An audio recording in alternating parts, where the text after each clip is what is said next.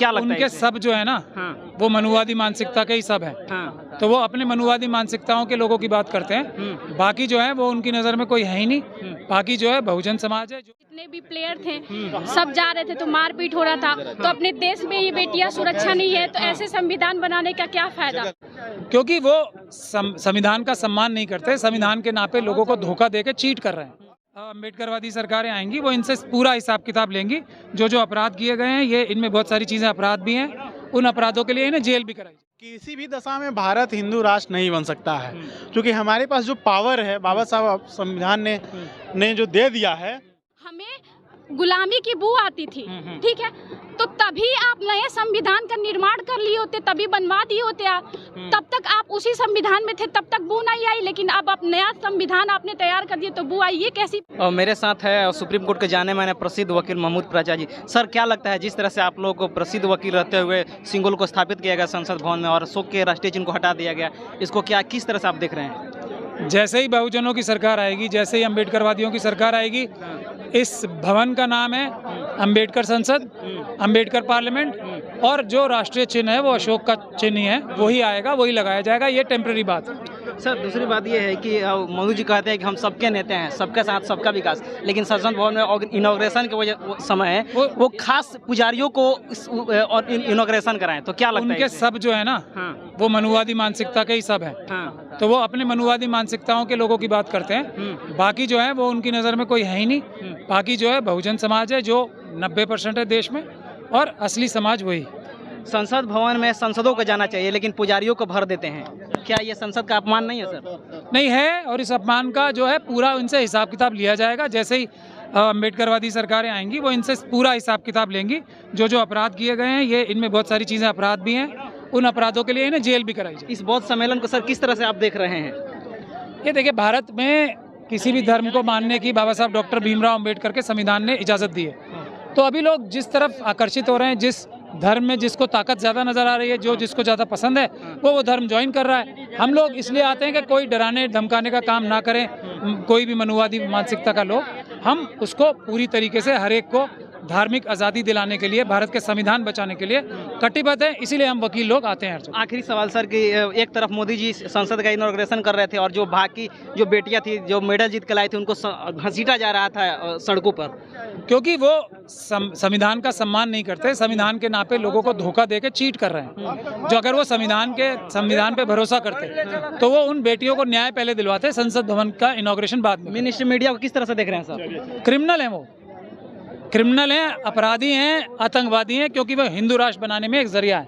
तो इस वक्त मेरे साथ है महमूद प्रजा जी, जिन्होंने साफ साफ बात रखा कि किस तरह से मेन स्ट्रीम मीडिया को कौन संविधान के तहत उड़ा रहे हैं। सभी लोग उड़ा रहे हैं। उधर मान लीजिए, उधर इनॉग्रेशन में लगे थे, इधर जितने भी प्लेयर थे सब जा रहे थे तो मारपीट हो रहा था। तो अपने देश में ये बेटियां सुरक्षा नहीं है तो ऐसे संविधान बनाने का क्या फायदा? उतने सालों से चल रहा था उनका संविधान, ठीक है, जो पुराने संविधान में वो लोग रह रहे थे, तब तो नहीं बू आई अंग्रेजों का। अब नया संविधान लागू हो गया तो अब अंग्रेजों को वहाँ से बू आती है। ये कौन कह गया आपको, बताइए? हाँ, जिस दिन ये एक इतिहास है कि जिस दिन बहुत बड़ी 28 मई को सबसे बड़ी ये इतिहास रहेगा कि एक तरफ आपका इनॉग्रेशन में आप लगे हो, एक तरफ देश की बेटियां जो दूसरे देश से देश के लिए मेडल आई हैं और रोडों पे घसीटी जा रही थी, मारी जा रही थी, पीटी जा रही थी। फिर ऐसे संविधान को क्या फायदा हमारे देश में रखने से? हमारे लिए पुराना ही संविधान अच्छा था, बस नेता बदल दीजिए। देश चलता है एक अच्छे इंसान से नहीं कि धर्म से चलता है, ठीक है? और जो धर्म चिल्लाता है, धर्मों से देश कभी नहीं चलता है। जब से योगी आए हैं, जब से मोदी आए हैं, आप ये बताइए तभी से क्यों इतना धर्म आगे जा रहा है? पुराने संविधान से क्या मतलब है आपकी? हाँ, पुराने संविधान से? पुराने संविधान की बात नहीं है। जैसे जब अपना संविधान नया बन के तैयार हुआ तो लोग ये बोले तब ये बोलना लोग शुरू कर दिए कि पुराने संविधान से हमें गुलामी की बू आती थी, ठीक है, तो तभी आप नए संविधान का निर्माण कर लिए होते, तभी बनवा दिए होते आप। तब तक आप उसी संविधान में थे, तब तक बू नहीं आई, लेकिन अब आप नया संविधान आपने तैयार कर दिया तो बू आई। ये कैसी बात है? जिस पर सेक्सुअल हरासमेंट का केस है उनको जेल में डालने के बजाय जिस पे जो आरोप लगा रहे हैं उन्हीं को जेल में डाल दिया जा रहा है। हाँ, और सबसे बड़ी बात जो ब्रिजभूषण थे, ब्रिजभूषण की बात कर रहे हैं। हाँ, जो उसी सांसद में वो बैठे हैं और जिनको न्याय चाहिए वहाँ पे लोग उनको दरिंदों की तरह निचोड़ रहे हैं, कपड़े तक फाड़ फाड़ के फेंक रहे हैं। ये कैसा है?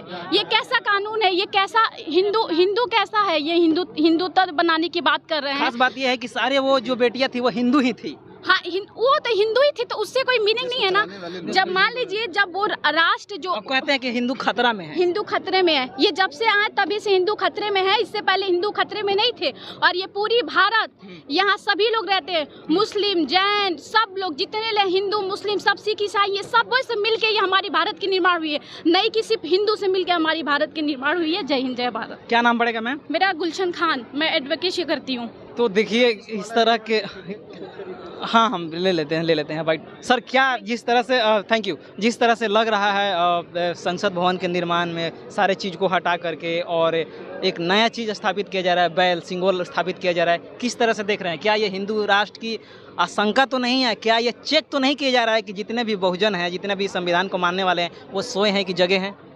2014 में जब मोदी सरकार आई है तब से ही लगातार टेस्टिंग करते जा रही है। लेकिन उसका टेस्ट हमेशा फेल होता जा रहा है। वो सिंगोल को प्रयोग किया था उन लोगों ने, उन्हें लगा कि इसकी नाराज़गी पूरे देश में है, इसलिए वो डर रहे हैं और उनको लगता है कि अब ये 24 में आने वाले नहीं हैं, इसलिए अब उनको शासन सत्ता से विदाई करने का वक्त आ गया है। और किसी भी दशा में भारत हिंदू राष्ट्र नहीं बन सकता है, क्योंकि हमारे पास जो पावर है बाबा साहब संविधान ने जो दे दिया है उसमें सीधे धर्मनिरपेक्षता की बात है। हमारे धर्म में, हमारे देश में किसी धर्म को स्थापित करने का मामला नहीं किया है। हमारे देश ने सबको आज़ादी दी है, सारे धर्मों को आज़ादी दी है। इसलिए भारत धर्मनिरपेक्ष राष्ट्र है और यहाँ किसी भी प्रकार का कोई भी इस तरह का नहीं चलेगा। क्या नाम पड़ेगा सर? पवन कुमार। तो देखिए पवन कुमार से लेकर के महमूद प्राचा और जो भी समझदार लोग हैं उनका साफ मानना है कि ये हिंदू राष्ट्र न तो घोषित होगा और ना ही घोषित कोई कर सकता है। बाकी आप क्या सोचते हैं? आप अपनी प्रतिक्रिया दीजिए। चैनल पर पहली बार हैं तो चैनल को सब्सक्राइब करें, वीडियो को लाइक करें, शेयर करें। मिलते हैं अगले खबरों के साथ, तब तक जय भीम, जय भारत, जय संविधान।